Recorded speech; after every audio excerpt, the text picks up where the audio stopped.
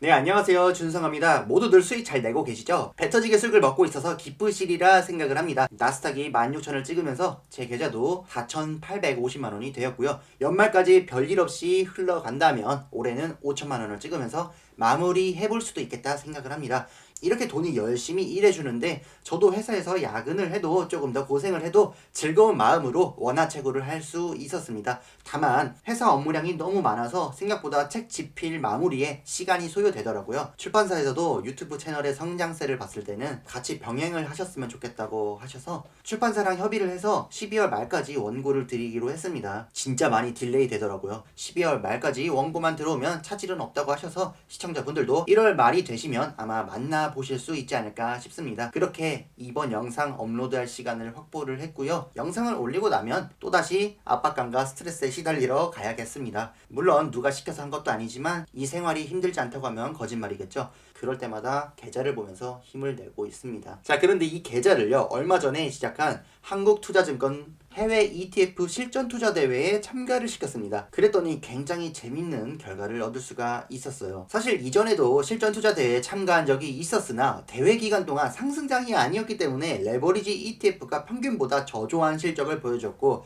작은 시드머니였어요. 저는 월 1회씩 적립하던 때에 마침 또 월중 고점에 넣어버리면서 전달하고 싶은 메시지를 의도한 대로 담을 수가 없어서 영상으로 다루지 못했습니다. 사실 상승할 때만 돈을 버는 그런 편향적인 모습을 제가 보여드리려고 한 건 아니에요. 주식시장이 장기적으로 우상향하는 게 기본 전제잖아요. 그러면 상승하는 게 당연한 거고 하락하거나 조정, 횡보하는 게 가끔씩 튀어나오는 변칙적인 겁니다. 우리가 기본적이고 당연하다고 여겨야 되는 것은 상승하는 기간이에요. 어쨌든 이번 실전 투자 대회는요, 해외 ETF만을 대상으로 하는 대회입니다. 그러면 이 대회에 참가하시는 분들이 TQQQ, QLD, QQQ를 모른다는 것은 정말 생각하기 어렵다고 봅니다. TQQQ가 거래량 1위를 한 적도 있는데 그 정도면 알 사람들은 다 아는 거죠. 그리고 이렇게 해외 투자와 ETF의 교집합에 속하시는 분들이 애초에 많지는 않지만 그래도 1,500명의 참가자라면 의미 있는 결론을 도출하기에 충분한 표본이 된다고 봅니다. 그래서 오늘은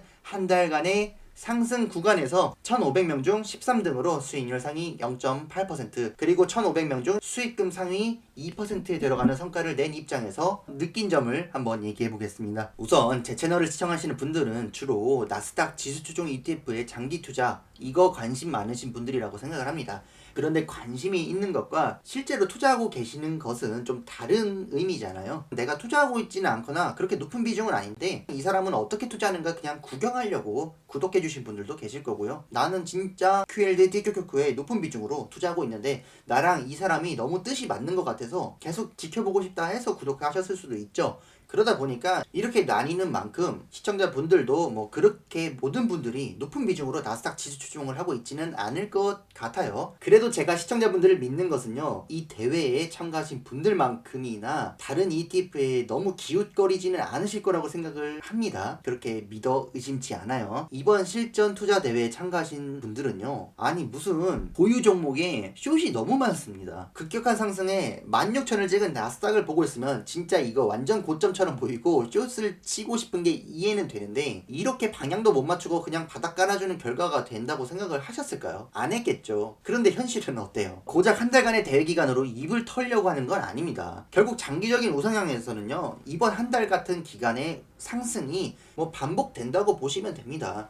그럴 때마다 매번 고점을 의심하고 저렇게 방향을 틀릴 때마다 누적되는 손실로 인해서 시장을 못 이기는 결과가 되겠죠. 하나를 보면 열을 알 수가 있는 겁니다. 그리고 중국 상승에 많이 걸려 있는 것을 볼 수가 있는데요. 충분히 존중하고 그런 투자를 할 수 있다고 생각을 합니다. 그 발상이 저도 납득이 안 되는 건 아니에요. 그런데 이 대회나 일반적인 사람들이나 뭐든지 성과를 수익률로 평가를 하잖아요. 그래서인지 수익률을 어떻게 하면 높일까 고민을 하시는 분들이 다 참가자분들이고 또 참가하지 않은 투자자들도 마찬가지라고 생각을 합니다. 그런데 여전히 수익률을 위해서는 지수를 추종하는 것만으로는 부족하다고 생각하는 인식이 만연하다고 보입니다.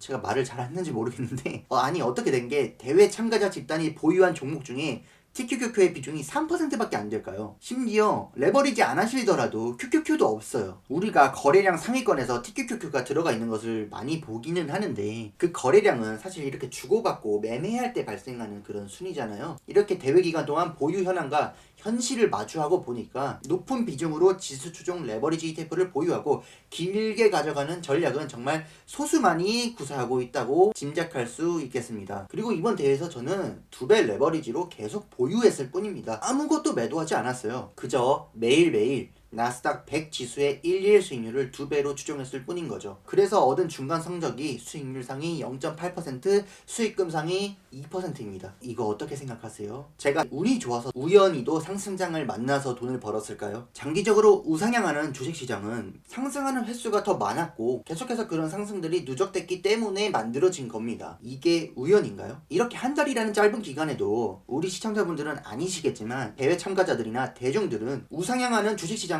내 편으로 만들지 않고 그에 편승하지 않고 액티브하게 이것저것 추구하는 모습을 보여줍니다. 플러스 0.1%라도 수익은 수익이죠.